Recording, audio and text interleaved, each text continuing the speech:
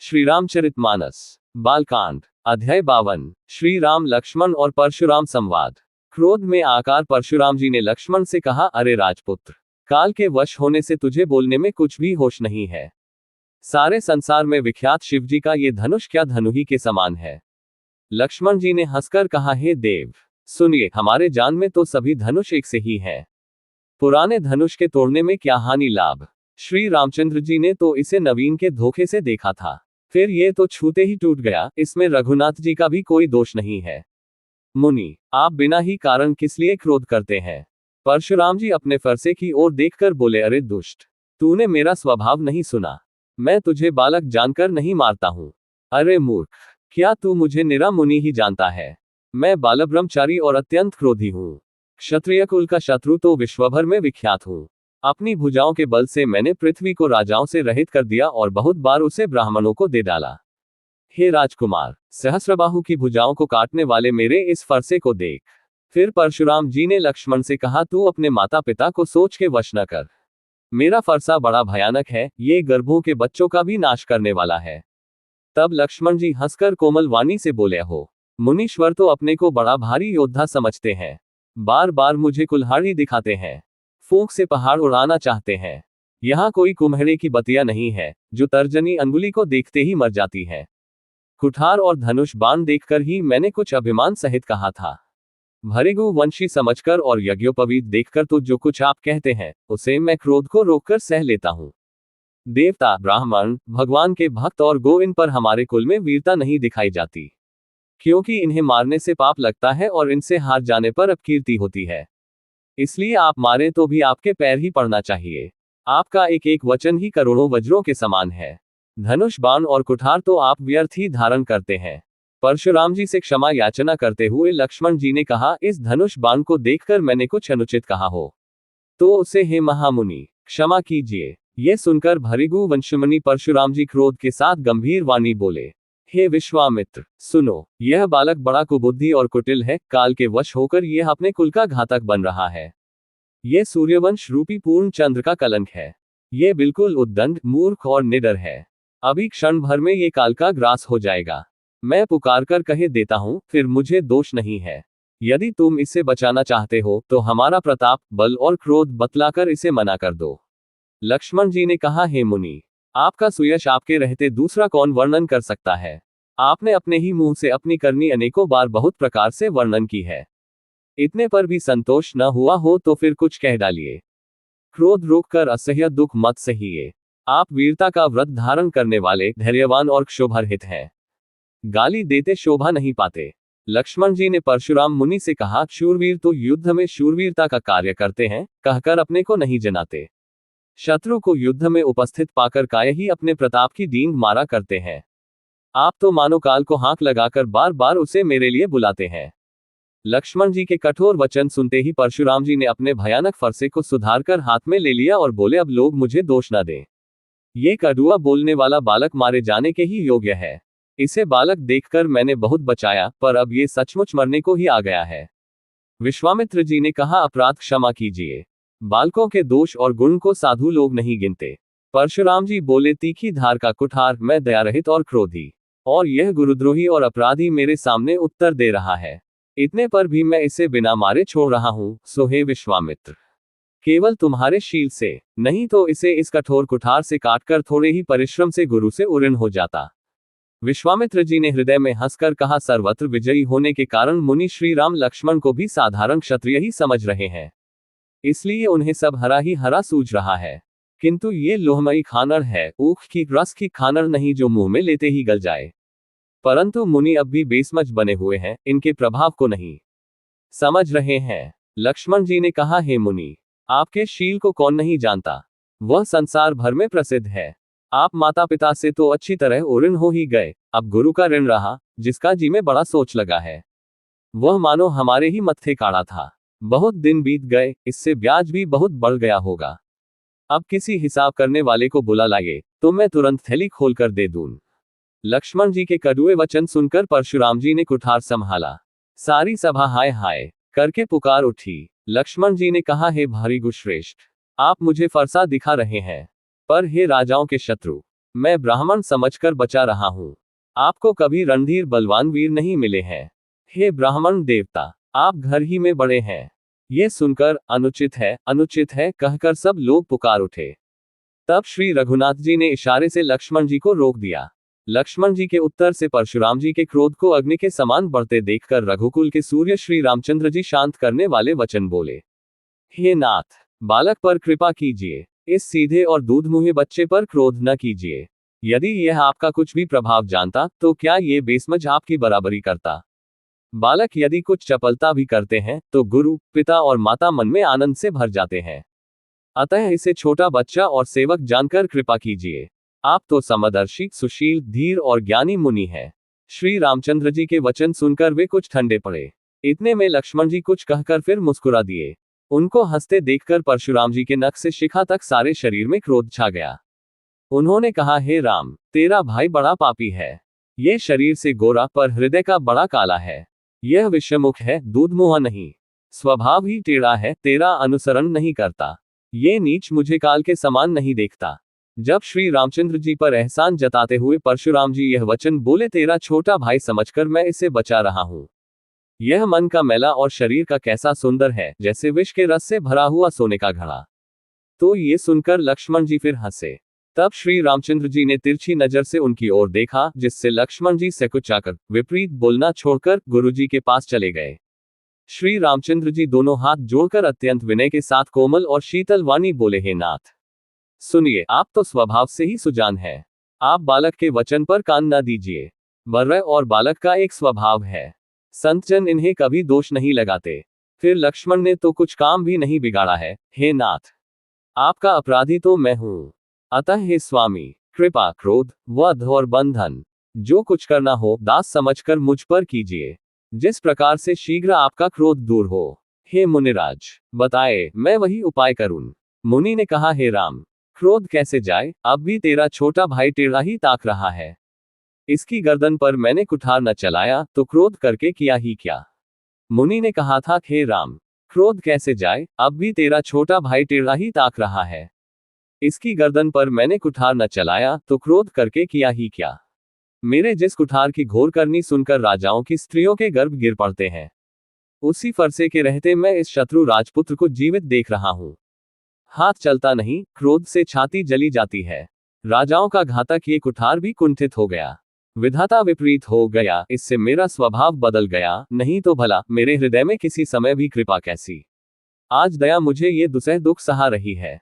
ये सुनकर लक्ष्मण जी ने मुस्कुराकर सिर नवाया। आपकी कृपा रूपी वायु भी आपकी मूर्ति के अनुकूल ही है। वचन बोलते हैं मानो फूल झड़ रहे हैं। हे मुनि, यदि कृपा करने से आपका शरीर जला जाता है तो क्रोध होने पर तो शरीर की रक्षा विधाता ही करेंगे।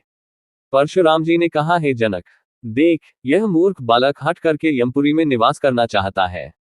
इसको शीघ्र ही आंखों की ओट क्यों नहीं करते। ये राजपुत्र देखने में छोटा है पर है बड़ा खोटा। लक्ष्मण जी ने हंसकर मन ही मन कहा, आंख मूंद लेने पर कहीं कोई नहीं है। तब परशुराम जी हृदय में अत्यंत क्रोध भरकर श्री राम जी से बोले, अरे शठ, तू शिवजी का धनुष तोड़कर उल्टा हमी को ज्ञान सिखाता है। तेरा ये भाई तेरी ही सम्मति से कटु वचन बोलता है और तू छल से हाथ जोड़कर विनय करता है। या तो युद्ध में मेरा संतोष कर, नहीं तो राम कहलाना छोड़ दे। अरे शिवद्रोही, छल त्याग कर, मुझसे युद्ध कर, नहीं तो भाई सहित तुझे मार डालूंगा। इस प्रकार परशुराम जी कुठार उठाए बक रहे हैं और श्री रामचंद्र जी सिर झुकाए मन ही मन मुस्कुरा रहे हैं। श्री रामचंद्र जी ने मन ही मन कहा, दोष तो लक्ष्मण का और क्रोध मुझ पर करते हैं। कहीं कहीं सीधेपन में भी बड़ा दोष होता है। टेढ़ा जानकर सब लोग किसी की भी वंदना करते हैं। टेढ़े चंद्रमा को राहु भी नहीं ग्रसता। श्री रामचंद्र जी ने प्रकट कहा, हे मुनीश्वर, क्रोध छोड़िए। आपके हाथ में कुठार है और मेरा ये सिर आगे है। जिस प्रकार आपका क्रोध जाए, हे स्वामी, वही कीजिए। मुझे अपना अनुचर जानिए। श्री रामचंद्र जी ने कहा, हे मुनीश्वर, स्वामी और सेवक में युद्ध कैसा। हे ब्राह्मण श्रेष्ठ, क्रोध का त्याग कीजिए। आपका वीरों का सा वेश देखकर ही बालक ने कुछ कह डाला था। वास्तव में उसका भी कोई दोष नहीं है। आपको कुठार, बाण और धनुष धारण किए देखकर और वीर समझकर बालक को क्रोध आ गया। वह आपका नाम तो जानता था पर उसने आपको पहचाना नहीं। अपने वंश के स्वभाव के अनुसार उसने उत्तर दिया, यदि आप मुनि की तरह आते तो हे स्वामी, बालक आपके चरणों की धूली सिर पर रखता। अनजाने की भूल को क्षमा कर दीजिए। ब्राह्मणों के हृदय में बहुत अधिक दया होनी चाहिए। हे नाथ, हमारी और आपकी बराबरी कैसी? कहिए ना, कहाँ चरण और कहाँ मस्तक, कहाँ मेरा राम मात्र छोटा सा नाम और कहाँ आपका परशुसिद्ध बड़ा नाम। हे देव, हमारे तो एक ही गुण धनुष है, और आपके परम पवित्र क्षम, दम, तप, शौच, क्षमा, सरलता, ज्ञान, विज्ञान और आस्तिकता, ये 9 गुण है। हम तो सब प्रकार से आपसे हारे हैं। हे विप्र, हमारे अपराधों को क्षमा कीजिए। श्री रामचंद्र जी ने परशुराम जी को बार बार मुनि और विप्रवर कहा। तब परशुराम जी कुपित होकर बोले, तू भी अपने भाई के समान ही टेढ़ा है। तू मुझे निरा ब्राह्मण ही समझता है। मैं जैसा विप्र हूं तुझे सुनाता हूं। धनुष को सुरवा, बाण को आहुति और मेरे क्रोध को अत्यंत भयंकर अग्नि जान। चतुरंगिनी सेना सुंदर समिधाएं यज्ञ में जलाई जाने वाली लकड़ियां हैं। बड़े बड़े राजा उसमें आकर बलि के पशु हुए हैं, जिनको मैंने इसी फरसे से काटकर बलि दिया है। ऐसे करोड़ों जपयुक्त रणयज्ञ मैंने किए हैं। मेरा प्रभाव तुझे मालूम नहीं है। इसी से तू ब्राह्मण के धोखे मेरा निरादर करके बोल रहा है। धनुष तोड़ डाला, इससे तेरा घमंड बहुत बढ़ गया है। ऐसा अहंकार है मानो संसार को जीत कर खड़ा है। श्री रामचंद्र जी ने कहा, हे मुनि, विचार कर बोलिए। आपका क्रोध बहुत बड़ा है और मेरी भूल बहुत छोटी है। पुराना धनुष था, छूते ही टूट गया। मैं किस कारण अभिमान करूं? श्री रामचंद्र जी ने कहा, हे भारी गुनाथ, यदि हम सचमुच ब्राह्मण कहकर निरादर करते हैं तो ये सत्य सुनिए, फिर संसार में ऐसा कौन योद्धा है जिसे हम डर के मारे मस्तक नवाएं? देवता, दैत्य, राजा या और बहुत से योद्धा, वे चाहे बल में हमारे बराबर हो चाहे अधिक बलवान हो, यदि रण में हमें कोई भी ललकारे तो हम उससे सुखपूर्वक लड़ेंगे, चाहे काल ही क्यों न हो। क्षत्रिय का शरीर धरकर जो युद्ध में डर गया, उस नीच ने अपने कुल पर कलंक लगा दिया। मैं स्वभाव से ही कहता हूं, कुल की प्रशंसा करके नहीं, कि रघुवंशी रण में काल से भी नहीं डरते। ब्राह्मण वंश की ऐसी ही प्रभुता है कि जो आपसे डरता है वह सबसे निर्भय हो जाता है।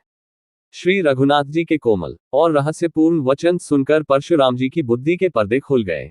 परशुराम जी ने कहा, हे राम, हे लक्ष्मीपति, धनुष को हाथ में लीजिए और इसे खींचिए, जिससे मेरा संदेह मिट जाए। परशुराम जी धनुष देने लगे, तब वह आप ही चला गया। तब परशुराम जी के मन में बड़ा आश्चर्य हुआ। श्री रघुनाथ जी के कोमल और रहस्यपूर्ण वचन सुनकर परशुराम जी की बुद्धि के पर्दे खुल गए। जब परशुराम जी धनुष देने लगे तब वह आप ही चला गया। तब परशुराम जी के मन में बड़ा आश्चर्य हुआ। तब उन्होंने श्री राम जी का प्रभाव जाना, जिसके कारण उनका शरीर पुलकित और प्रफुल्लित हो गया। वे हाथ जोड़कर वचन बोले, प्रेम उनके हृदय में समाता न था। हे रघुकुल रूपी कमल वन के सूर्य, हे राक्षसों के कुल रूपी घने जंगल को जलाने वाले अग्नि, आपकी जय हो। हे देवता, ब्राह्मण और गो का हित करने वाले, आपकी जय हो। हे मद, मोह, क्रोध और भ्रम के हरने वाले, आपकी जय हो। हे विनय, शील, कृपा आदि गुणों के समुद्र और वचनों की रचना में अत्यंत चतुर, आपकी जय हो। हे सेवकों को सुख देने वाले, सब अंगों से सुंदर और शरीर में करोड़ों कामदेवों की छवि धारण करने वाले, आपकी जय हो। मैं एक मुख से आपकी क्या प्रशंसा करूं। हे महादेव जी के मन रूपी मानसरोवर के हंस, आपकी जय हो। मैंने अनजाने में आपको बहुत से अनुचित वचन कहे। हे क्षमा के मंदिर दोनों भाई, मुझे क्षमा कीजिए। हे रघुकुल के पताका स्वरूप श्री रामचंद्र जी, आपकी जय हो, जय हो, जय हो। ऐसा कहकर परशुराम जी तप के लिए वन को चले गए। ये देखकर दुष्ट राजा लोग बिना ही कारण के डर से कि कहीं रामचंद्र जी हमसे अपमान का बदला न ले, वे कायर चुपके से पलायन कर गए। राजा जनक ने विश्वामित्र जी से कहा, श्री रामचंद्र जी ने धनुष तोड़ा है। दोनों भाइयों ने मुझे कृतार्थ कर दिया। हे स्वामी, अब जो उचित हो सो कहिए। देवताओं ने नगाड़े बजाए, वे प्रभु के ऊपर फूल बरसाने लगे। जनकपुर के स्त्री पुरुष सब हर्षित हो गए। उनका मोहमय शूल मिट गया। खूब जोर से बाजे बजने लगे। सभी ने मनोहर मंगल साज साजे। सुंदर मुख और सुंदर नेत्रों वाली तथा कोयल के समान मधुर बोलने वाली स्त्रियां झुंड की झुंड मिलकर सुंदर गान करने लगी। जनकजी के सुख का वर्णन नहीं किया जा सकता, मानो जन्म का दरिद्री धन का खजाना पा गया हो। सीता जी का भय जाता रहा। वे ऐसी सुखी हुई जैसे चंद्रमा के उदय होने से चकोर की कन्या सुखी होती है। जनकजी ने विश्वामित्र जी को प्रणाम किया और कहा, प्रभु ही की कृपा से श्री रामचंद्र जी ने धनुष तोड़ा है। दोनों भाइयों ने मुझे कृतार्थ कर दिया। हे स्वामी, अब जो उचित हो सो कहिए। 3 मुनि ने कहा, हे चतुर नरेश, सुनो, यो तो विवाह धनुष के अधीन था, धनुष के टूटते ही विवाह हो गया। देवता, मनुष्य और नाग सब किसी को यह मालूम है। लक्ष्मण जी ने हंसकर कहा, हे मुनि, सुनिए, क्रोध पाप का मूल है, जिसके वश में होकर मनुष्य अनुचित कर्म कर बैठते हैं और सबका अहित करते हैं। हे मुनिराज, मैं आपका दास हूं, अब क्रोध त्याग कर दया कीजिए। टूटा हुआ धनुष क्रोध करने से जुड़ नहीं जाएगा। खड़े खड़े पैर दुखने लगे होंगे, बैठ जाए। यदि धनुष अत्यंत ही प्रिय हो तो कोई उपाय किया जाए और किसी बड़े कारीगर को बुलाकर जुड़वा दिया जाए। लक्ष्मण जी के बोलने से जनकजी डर जाते हैं और कहते हैं, बस चुप रहिए, अनुचित बोलना अच्छा नहीं। जनकपुर के स्त्री पुरुष थर थर कांप रहे हैं और मन ही मन कह रहे हैं कि छोटा कुमार बड़ा ही खोटा है। लक्ष्मण जी की निर्भय वाणी सुन सुनकर परशुराम जी का शरीर क्रोध से जला जा रहा है और उनके बल की हानि हो रही है। तब श्री रामचंद्र जी पर एहसान जताकर परशुराम जी बोले, तेरा छोटा भाई समझकर मैं इसे बचा रहा हूं। यह मन का मैला और शरीर का कैसा सुंदर है, जैसे विष के रस से भरा हुआ सोने का घड़ा।